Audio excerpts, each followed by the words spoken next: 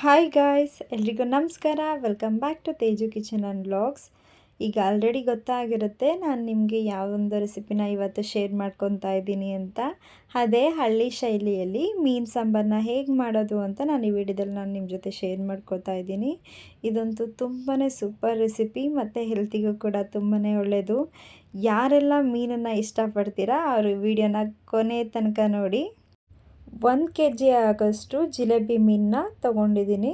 ಈ ರೀತಿ ಚಿಕ್ಕ ಚಿಕ್ಕ ಪೀಸನ್ನಾಗಿ ಕಟ್ ಮಾಡ್ಕೊಂಡಿದ್ದೀನಿ. ಯಾಕಂದರೆ ಸಾಂಬಾರಿಗೆ ಈ ರೀತಿ ಆದರೆ ಉಪ್ಪು ಹುಳಿ ಖಾರ ಎಲ್ಲ ತುಂಬಾ ಚೆನ್ನಾಗಿ ಹಿಡಿಯುತ್ತೆ ಅಂತ ನಾವು ಈ ರೀತಿ ಕಟ್ ಮಾಡಿ ಇಟ್ಕೊಂಡಿದ್ದೀವಿ.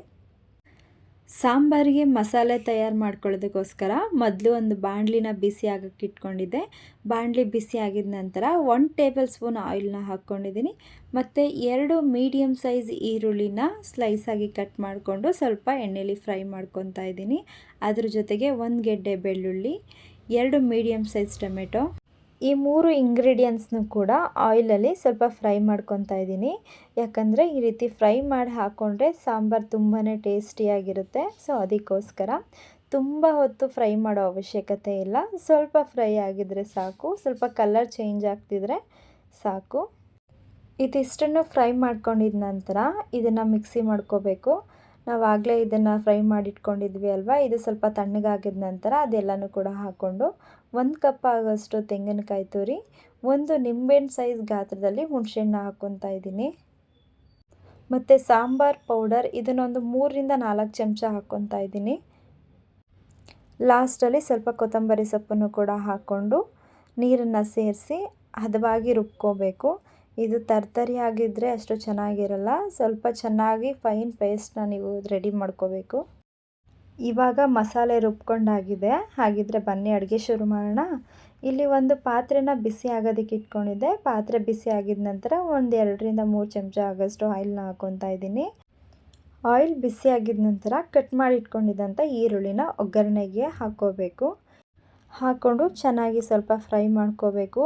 ಇದು ತುಂಬಾ ಸಿಂಪಲ್ ಆಗೋಂಥ ರೆಸಿಪಿ. ಸಾಂಬಾರನ್ನ ಒಂದು 15 ನಿಮಿಷದಲ್ಲಿ ಸಾಂಬಾರನ್ನ ರೆಡಿ ಮಾಡ್ಕೊಬಿಡ್ಬೋದು, ಅಷ್ಟು ಈಸಿಯಾಗಿದೆ. ಈರುಳ್ಳಿ ಎಲ್ಲ ಫ್ರೈ ಆಗಿದ ನಂತರ ರುಬ್ಬಿಟ್ಕೊಂಡಿದ್ವಲ್ಲ ಆ ಮಸಾಲೆನೂ ಕೂಡ ಸೇರಿಸ್ಕೊಂಡು ಆಯಿಲಲ್ಲಿ ಸ್ವಲ್ಪ ಹೊತ್ತು ಫ್ರೈ ಮಾಡ್ಕೋತೀವಿ. ಹೆಚ್ಚಿಗೆ ಇದನ್ನು ಫ್ರೈ ಮಾಡ್ಕೊಳ್ಳೋ ಅವಶ್ಯಕತೆ ಇಲ್ಲ. ಯಾಕಂದರೆ ಆಲ್ರೆಡಿ ನಾವು ಇದನ್ನು ಡ್ರೈ ರೋಸ್ಟ್ ಮಾಡ್ಕೊಂಡಿರ್ತೀವಲ್ವ.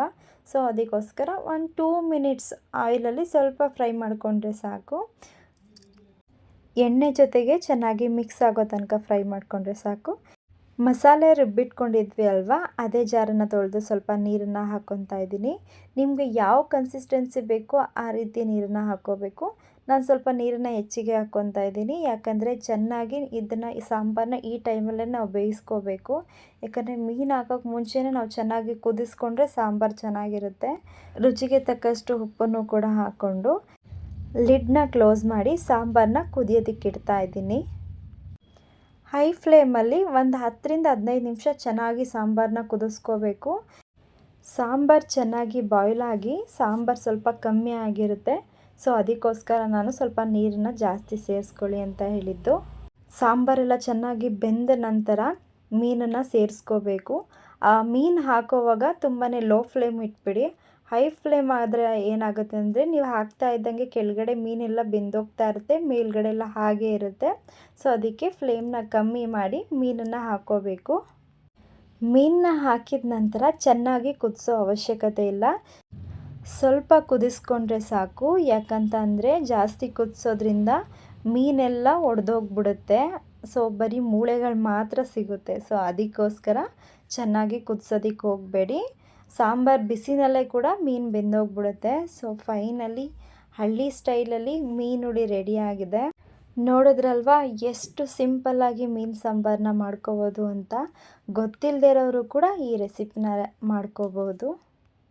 ಮೀನು ಸಾಂಬಾರು ಮಾಡೋರಿಗೆ ಇನ್ನೊಂದು ಟಿಪ್ಸ್ ಏನಪ್ಪ ಅಂತಂದರೆ, ಮೀನು ತೊಳೆಯುವಾಗ ಸ್ವಲ್ಪ ರಾಗಿ ಹಿಟ್ಟನ್ನು ಹಾಕ್ಕೊಂಡು ತೊಳೆಯೋದ್ರಿಂದ ಮೀನು ಕೆಟ್ಟ ಸ್ಮೆಲ್ ಬರೋದಿಲ್ಲ. ನಿಮಗೂ ಕೂಡ ಈ ರೆಸಿಪಿ ಇಷ್ಟ ಆಗಿದರೆ ಪ್ಲೀಸ್ ಒಂದು ಲೈಕ್ ಮಾಡಿ, ಶೇರ್ ಮಾಡಿ, ಕಮೆಂಟ್ ಮಾಡಿ. Thank you for watching.